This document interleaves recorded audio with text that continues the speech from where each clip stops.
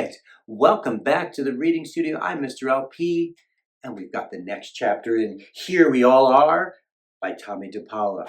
Let's get reading. It's chapter 3. Every afternoon in kindergarten, we had to take our naps.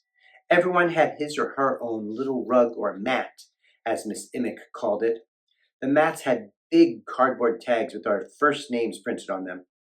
If you had the same first name as someone else, Miss Immick put the first letter of your last name on the tag, too.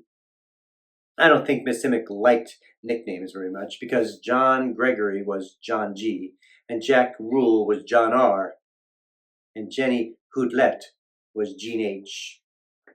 Even though I was the only Tommy, guess what? I wasn't allowed to spell my name Tomie. I had to be Tommy. Miss Immick told me that Tomie was the wrong spelling. But, Miss Immick, you say it exactly the same way, I had explained. Then I told Miss Immick that my mom's famous cousin, the Irish tenor Morton Downey, had given me the spelling of my name when I was just a little boy.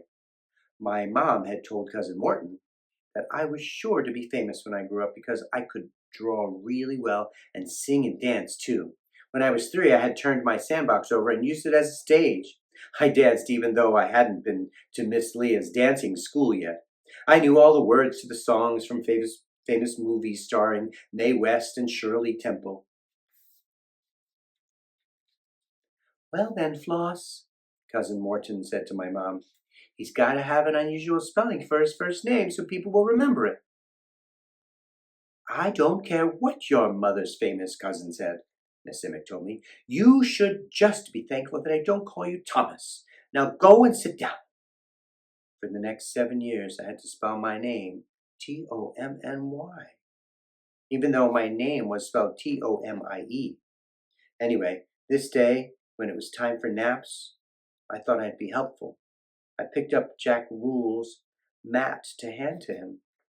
Just before I could, Miss Immick said, Tommy, what are you doing? You know you must never use any mat but your own. We had that rule so we wouldn't get cooties, which are little bugs that can get in your hair. If you didn't get them, you wouldn't pass them on to anyone if you used your own mat every day. If you did get them, it was awful because your mother had to scrub your hair with a special soap that made your whole head feel like it was burning. Every once in a while, we had to take the mats home so our mothers could wash them. I was just being polite and handing Jack his mat, I explained. In church on Sunday, Father O'Connell said we should help each other. Well, all right, but don't do it again, Miss Immick told me. I hated naps. I wanted to be up and doing things. Gee, we could have used nap time to learn how to read instead of waiting until first grade. I would lie there with my eyes wide open thinking. The next day I decided that it would be a good time to practice a new song I had learned. So, very quietly I started singing to myself. I felt a tap on my shoulder. I looked up. Miss Immick had fingers to her lips. She wanted me to be quiet. Then she motioned for me to get up and follow her out of the room. We went to Miss Luby's office. Miss Luby was the school nurse. Miss Immick had me sit on the cot where you rested when you were sick. Tommy, what am I going to do with you? Said Miss Immick. Why can't you be a good boy like your brother Joseph?